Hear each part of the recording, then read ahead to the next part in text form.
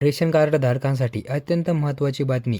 आता या ration card धारकांचे मोफत धान्य होणार बंद. यामध्ये आपण पाहिलं तर शासनाकडून राज्यातील रेशन कार्ड धारकांना ई-के.वाय.सी बाबत मोठा निर्णय घेऊन ई-के.वाय.सी बंधनकारक करण्यात आलेली होती आणि ही ई-के.वाय.सी करण्यासाठी शासनाकडून अंतिम तारीखेत वाढ करून रेशन कार्ड धारकांना संधी देण्यात आली होती.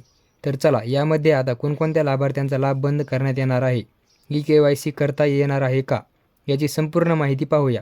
नमस्कार, आपले स्वागत आहे मराठी सपोर्ट या यूट्यूब चॅनलवर. रेशन कार्ड धारकांसाठी धक्कादायक बातमी. आता रेशन कार्डची के.वाय.सी करण्याची अंतिम तारीख उलटून गेली आहे. आता तुम्हाला के.वाय.सी करता येणार नाही. दरम्यान ज्यांनी के.वाय.सी केली नाही त्यांना आता अन्नधान्याचा लाभ देखील घेता येणार नाही. यासाठी अन्न नागरी पुरवठा आणि ग्राहक संरक्षण विभागाने पाऊल देखील उचलले आहे.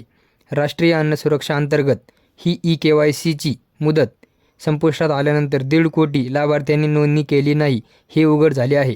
केंद्र सरकार राजकीय अन्न सुरक्षा योजनेतून महिन्यासाठी कोट्यवधी गोरगरिबांना मोफत धान्य वितरित करतात. त्यासाठी अंत्योदय आणि प्राधान्य रेशन कार्डधारक प्रत्येक लाभार्थ्यांना ही नोंदणी करणे बंधनकारक केले होते.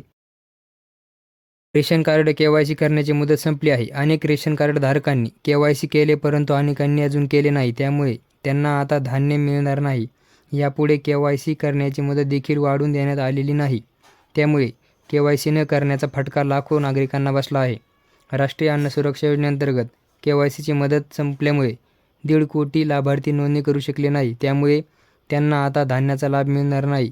प्रत्येक लाभार्थ्याला के.वाय.सी करणे अनिवार्य केले होते आणि या लाभार्थ्यांनी ई-के.वाय.सी न केल्यामुळे आता त्यांना रेशनचा लाभ दिला जाणार नाही. त्याचबरोबर आपण पाहिलं तर केंद्र सरकारसह राज्य सरकारने नागरिकांना रेशन कार्ड के.वाय.सी करण्याचे आवाहन केले होते.